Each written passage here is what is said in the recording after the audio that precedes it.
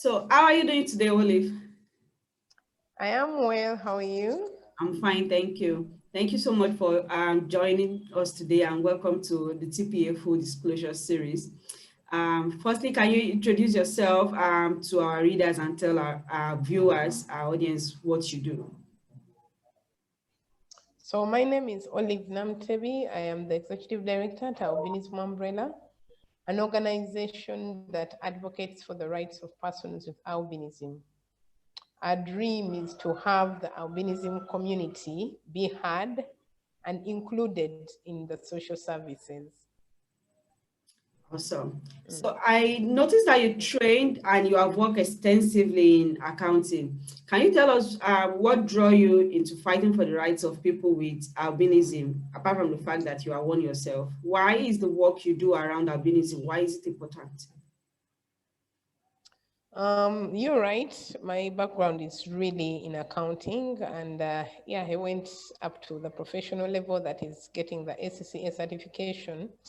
I can say this was a childhood dream, which I achieved, and I felt along my path, my career path, I had reached the epitome of accounting, in my opinion. So besides that, yes, I live with albinism. I am a person with albinism, but I hate social injustice, or I hate injustice. And in my path, my career path, a moment came when I felt I think I had gone above average of my peers. And then this for me came to realize that I could actually do something to the very people to which I belong. So for me, the work with albinism is that fulfillment that I have, that I am causing change, a positive change, above all, solving some social injustice. Right. But I understand the perception of where you are coming from, but why do you think other people should care about it? Probably people who do not know anything about albinism or people who are not albino themselves. Mhm, mhm. Why other people need to care about it is one, we are humans too, and many authors have said if we are to move in this development agenda, if as a country or as a village, you are all developed to the level of the last person in that village. So until we all move at the same pace, we will not achieve the milestones that we so desire. People say if you want to move very fast, you move alone. If you want to go very far, you move with everybody. So it is not only their interest, but actually responsibility that they ought to be interested. And for me, why I let the entire community know, because we are part of the community, first of all. And not to isolate, for lack of a better way, they, outside the albinism community, discriminate, stigmatize us as if we are not part of them. And quite often I remind my audience that you are the reason I am the way I am. This is a genetic condition inherited from my parents. So I should not be the person to blame for the way I look, but you, who is the reason why I appear the way I do. So it's about sensitization and getting to know that today it's me, tomorrow it's you. This is a recessive gene. It may be your sister, it may be your brother, or even just a neighbor that, destiny gets you there. Please don't run out, don't be freaked out.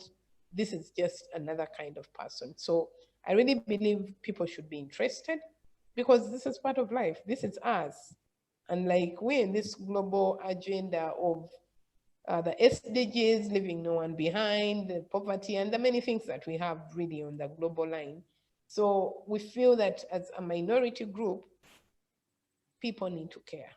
Everybody needs to care and uplift us to our level that we may contribute to the development of the various constituencies where we are.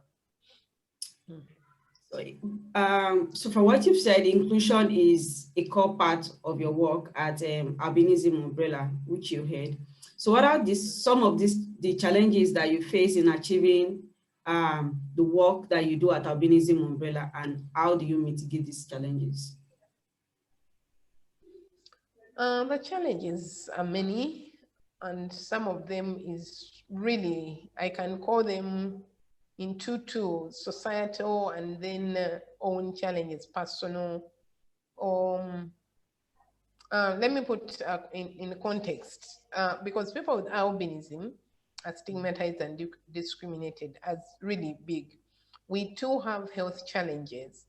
But now on the issue of stigma, you realize that people with albinism themselves have self-stigma of, I meet someone, they've not done nothing, but I know they're going to maybe throw a bad word, give me a bad name, you know? So that challenge is there, that even when I'm giving you a platform to speak, the one that self-esteem is low, self-stigma, and now that is internal. On the other hand, we have a society that is really hardened to close us out. So it's hard to penetrate into this society.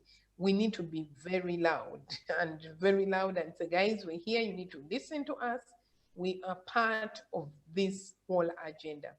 So yes, that is one big challenge. And then two, um, because albinism has a lot of myths and misconceptions, and many are rotating around cultural beliefs, norms, in our African setting, so to speak, when you can't understand something, you get a way to explain it, And most of these beliefs have really deep-rooted cultural beliefs that we are dealing with.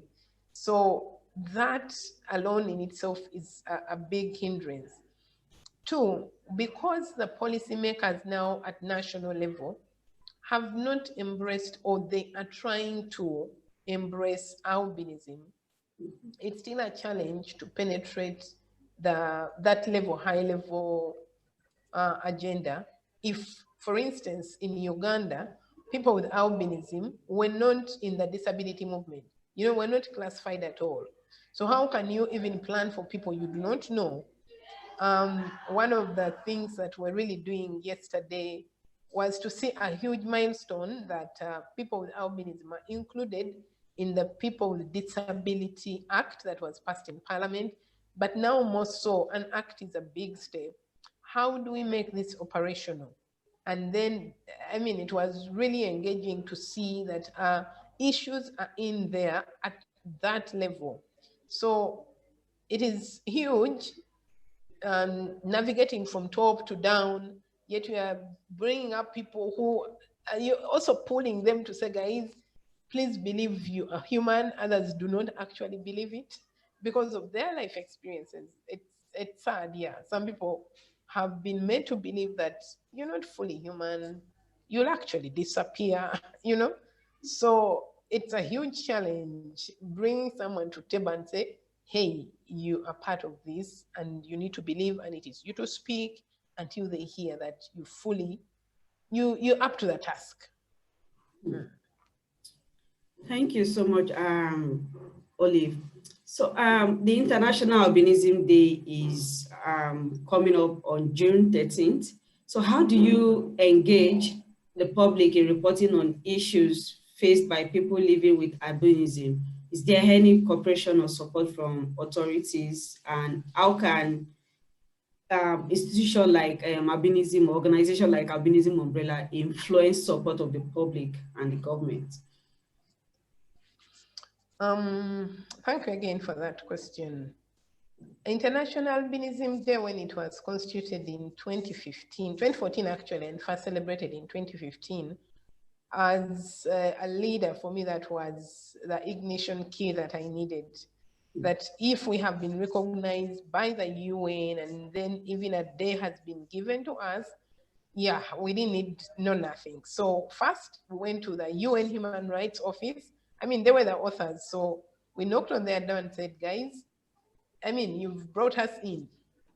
So can you help us get to this day, as the name is Awareness Day? But who are we going to make aware if, one, the leaders are not part? So right from the beginning of the celebrations, that we really needed to have them at national level, not some parish village somewhere, no. So it was very deliberate that we identified the key ministries, and that is the Ministry of Health, because we have very huge challenges in health, then education, and then our mother ministry, which is the Ministry of Gender. These have always been on our invitation list. But we're also cognizant of the fact that there are other state agencies that we need. For instance, in Uganda, there is what we call the Equal Opportunities Commission. This was a very relevant body, and we said, you will not have equal opportunity until we are on board. And we have had very fruitful engagements ever since. Every June 13th, at least, we have a celebration where we have those key stakeholders part. And we've put it a notch higher, where in Uganda we have members of parliament who are from the disability fraternity. These are a must. So if you are a voice in parliament, then you need to hear our issues. And some of them have really been forthcoming. And truth be told, we have got a working relationship with the Speaker of Parliament as Albinism Umbrella. And it's through these efforts that she's got to know. Oh, I need to note that actually the very first International Albinism Day, we had her as the guest of honor. That is the Speaker of Parliament. So we really, really strive to hit high. That's great. And But we've seen fruit in this engagement. No, you were saying. Did I miss you? No, please Okay. continue. Yeah, we've seen fruitful steps into this, where in the Ministry of Education, like in the special needs sector, learners with albinism now have a special consideration. When they're going to do their national exams, they are given a larger font than the average.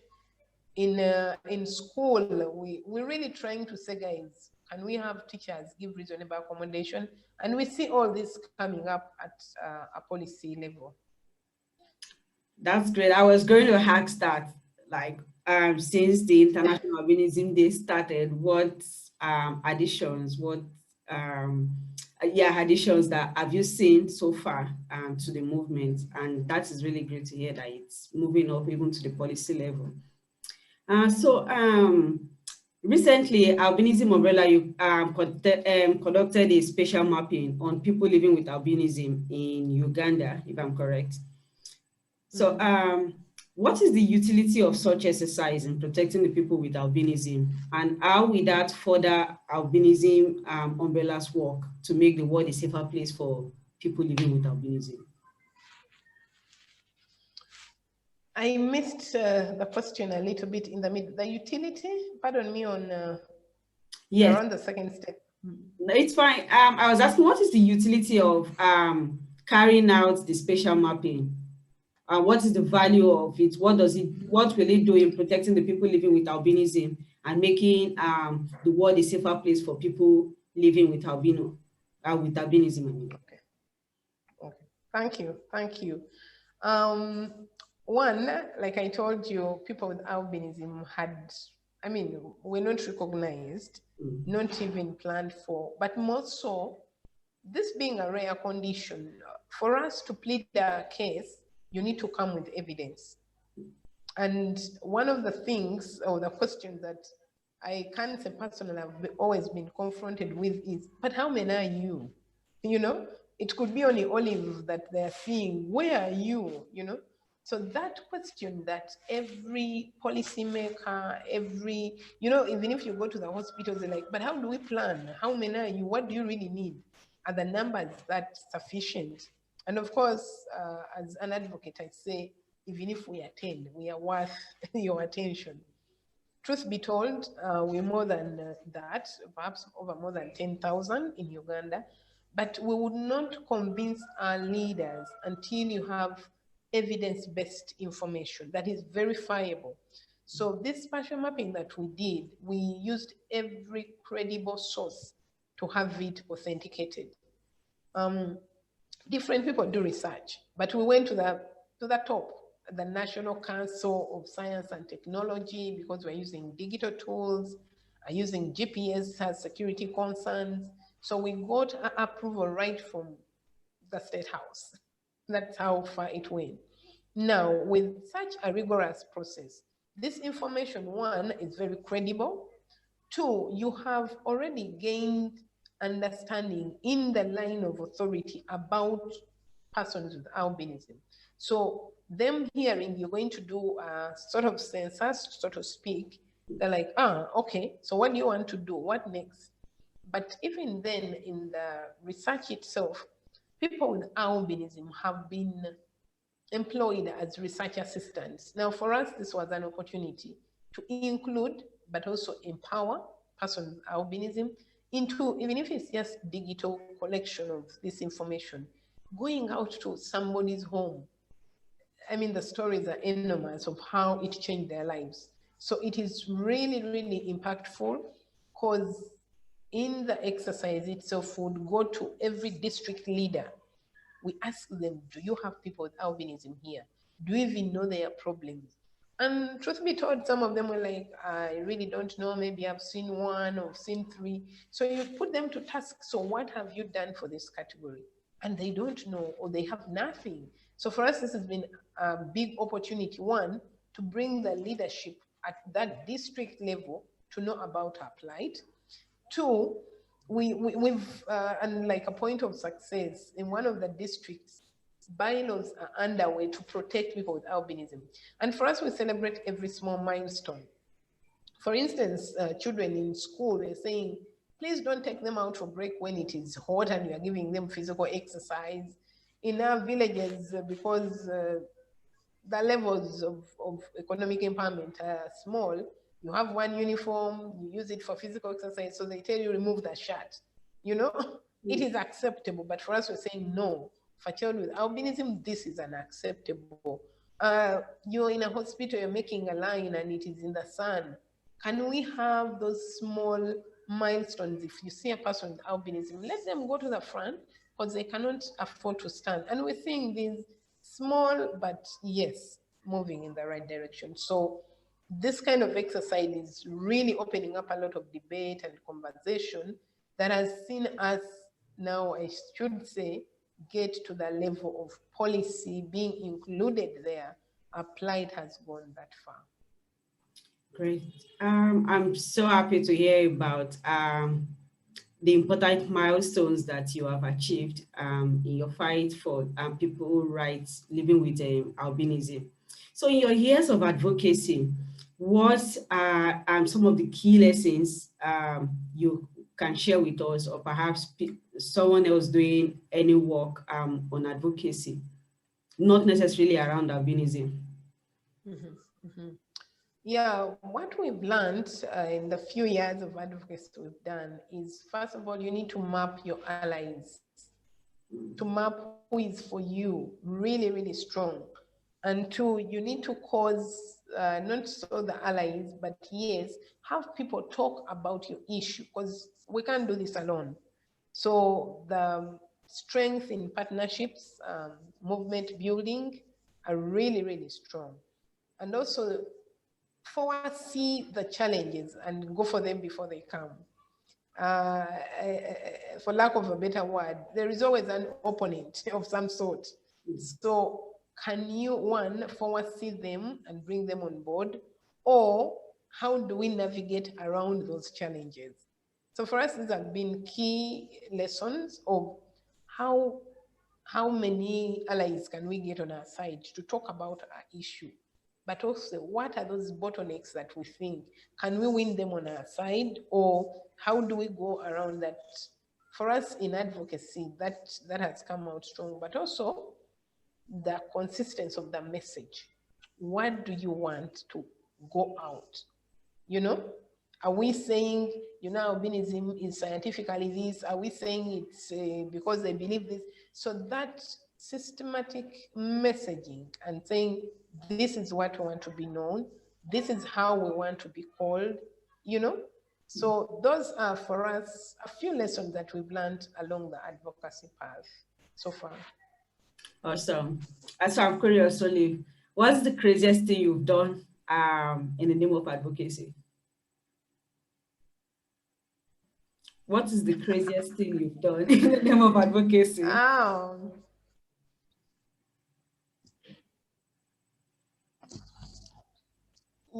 I had that question. Excuse me. One of those things that really got me, I think, out of my box. Let me just give a small background to it, okay? Yes. So there was this child. Yeah, there was a child. I think she was 7 years by then, who had been in a school, and they changed the head teacher. So when she advanced in another class, she needed to join the boarding section. And you have to fill some forms for you to move from day scholar to the boarding section. So the parent goes to the school and says, I want my daughter to join the boarding because she moves too early. And for concern of security, we said, okay, they agreed as a family that she joins the boarding section. On going to the office, the head teacher says, no, we can't have a child like her in the boarding section.